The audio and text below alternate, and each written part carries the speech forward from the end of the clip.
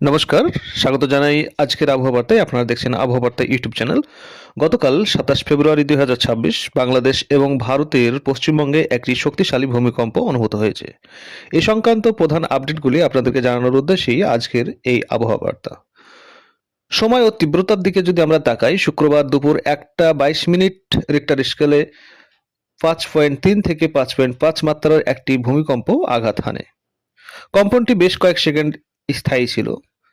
এর উৎপত্তি স্থল জানা গেছে, এর কেন্দ্রস্থল ছিল বাংলাদেশের সাতক্ষীরা জেলার আশাশুনি এলাকায়, যা ভারতের পশ্চিমবঙ্গের টাকি থেকে প্রায় ২৬ কিমি দূরে অবস্থিত।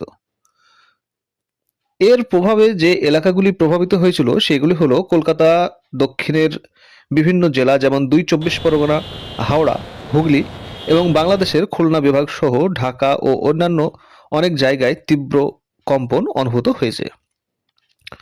ক্ষয়ক্ষতির পরিমাণ এ পর্যন্ত যা রেকর্ড হয়েছে, কলকাতা ও বাংলাদেশের কোথাও এখনো পর্যন্ত কোনো বড় ধরনের ক্ষয়ক্ষতি বা হতাহতের খবর পাওয়া যায়নি।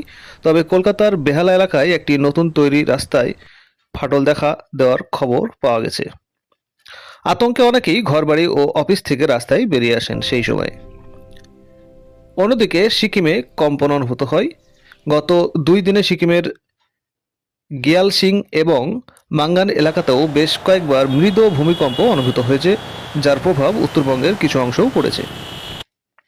তো এই ছিল আজকের খবর।